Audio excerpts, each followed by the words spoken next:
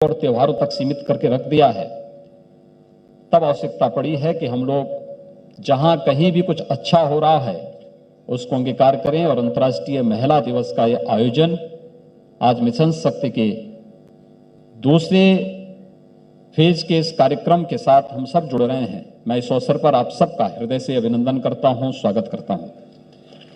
मुझे बात बताते हुए प्रसन्नता है कि चुनौतियां हमारे सामने थी। उत्तर प्रदेश आबादी के हिसाब से देश का सबसे बड़ा प्रदेश है और इस सबसे बड़े प्रदेश में यहां की विविधता को ध्यान में रखते हुए भी हम लोगों ने जो अभियान प्रारंभ किए, इसमें प्रदेश के समग्र और समावेशी विकास को ध्यान में रख करके ही हम लोगों ने अपने कार्यक्रम रखे थे, क्योंकि मेरा मानना है कि समग्र और समावेशी विकास के लिए आवश्यक है कि एक ऐसी व्यवस्था जिसमें व्यक्ति व्यक्ति के बीच में न जाति के नाम पर, न क्षेत्र के नाम पर, न भाषा के नाम पर, न किसी अन्य वाद के आधार पर हम कोई विभाजन की रेखा नहीं खींच सकते। लेकिन कुछ तबके ऐसे हैं जिनको विशेष प्रोत्साहित किए जाने की आवश्यकता है। उस प्रोत्साहन के लिए जब आवश्यकता पड़ेगी तो समाज के साथ सरकार खड़ी होगी और समाज और सरकार जब एक साथ खड़े होकर के चलने प्रारंभ हो जाएंगे तो समस्या का समाधान स्वतः होता हुआ दिखाई देता है। अभी आपने देखा होगा इस मंच पर हम लोगों ने समाज की अलग अलग फील्ड में कार्य करने वाली 4 ऐसी नारी शक्ति की उस स्वरूप को देखा है जिन्होंने अपने फील्ड में कुछ विशेष योगदान किया है। सुश्री रवि रंजना पाल ये झांसी से संबंधित हैं।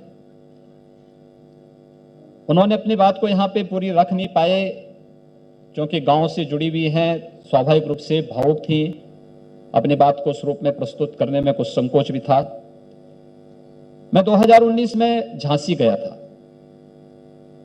हर व्यक्ति जानता है कि बुंदेलखंड सूखा से त्रस्त रहता था और आज मुझे बताते हुए प्रसन्नता है, जिस बुंदेलखंड में पहले पलायन होता था, सूखे की मार पड़ती थी, पिछले 4 वर्षों में हम लोगों ने सूखे की समस्या का काफी हद तक समाधान किया है। अब तो हम प्रधानमंत्री मोदी जी के अनुकंपा से बुंदेलखंड के लिए हर घर नल की योजना लेकर के आए गए। हर घर तक हम शुद्ध पेयजल की व्यवस्था उपलब्ध करा रहे हैं।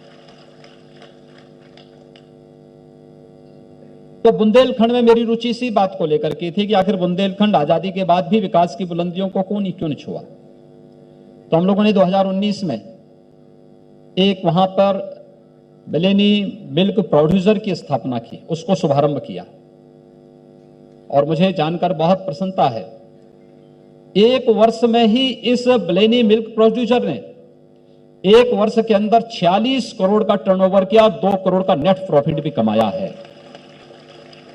उस मिल्क उत्पादन संगठन के साथ जुड़ी हैं सुश्री रवि रंजना पाल, जिन्होंने आज अपनी बातों को यहां पे आपके सामने कहा और उनकी बातों को इस मंच ने सुना। आज इस मंच ने नारी गरिमा के रूप में, नारी जो मिशन शक्ति का हमारा कार्यक्रम चल रहा है, ये महिलाओं की सुरक्षा से भी है, महिलाओं के सम्मान से भी है, महिलाओं के स्वावलंबन से भी है। जब सुरक्षा, सम्मान और स्वावलंबन एक साथ जुड़ेगा तो नारी सशक्तिकरण का लक्ष्य स्वतः ही प्राप्त होगा और सशक्तिकरण के उस लक्ष्य को प्राप्त करने की उद्देश्य से जो कार्यक्रम चले, उस उद्देश्य से एक नाम बुंदेलखंड क्षेत्र से आता है। दूसरा नाम था श्रीमती आरती राणा का। ये नेपाल का सीमावर्ती क्षेत्र, थारू जनजाति से जुड़ा हुआ एक बड़ा समुदाय, आजादी के बाद भी बुनियादी सुविधाओं से त्रस्त था, शासन और प्रशासन की व्यवस्था से कटा हुआ था। अगर यही समुदाय जो भारत में इस समय रह रहा है थारू जनजाति के रूप में, केंद्र और प्रदेश सरकार की योजनाएं जब इन लोगों तक पहुंचने लग गई, ये राष्ट्र की मुख्य धारा से जुड़ करके अपना योगदान राष्ट्र के निर्माण में दे रही है। लेकिन यही समुदाय नेपाल के अंदर माओवादी बन जाता है और वहां की व्यवस्था को तहस नहस करते हुए दिखाई देता है। समाज जब भी अपनों के साथ भेदभाव करता है तो उसका एक विकृत रूप भी देखने को मिलता है, जो नेपाल में माओवाद के रूप में देखने को मिला था। लेकिन जब समाज उन लोगों के साथ एक अपनत्व का भाव जोड़ता है और शासन की योजनाओं के साथ उन्हें जोड़ता है, तो वह कोई आरती राणा तमाम लोगों के जीवन में एक नया प्रकाश अपनी आरती के माध्यम से करता हुआ दिखाई देता है। और आज समाज ने लखीमपुर खीरी में अनेक महिला स्वयंसेवी समूहों के माध्यम से स्वावलंबन की ओर अग्रसर करते हुए इन लोगों को वहां पर देखा है। आज वे लोग, हम लोगों ने वन डिस्ट्रिक्ट वन प्रोडक्ट की अभिनव योजना जब 2018 में प्रारंभ की थी, ये प्रदेश के परंपरागत उत्पाद को एक नए मंच प्रदान करने की दिशा में किया गया प्रयास था। और उस प्रयास की श्रृंखला में हम लोगों ने, जब लखीमपुर खीरी की बात आई थी, तो हम लोगों ने वहां पे थारुओं से जुड़े हुए उत्पाद को ही वन डिस्ट्रिक्ट वन प्रोडक्ट का हिस्सा बनाया था। और मुझे प्रसन्नता है आज उन्हें राष्ट्रीय और अंतर्राष्ट्रीय मान्यता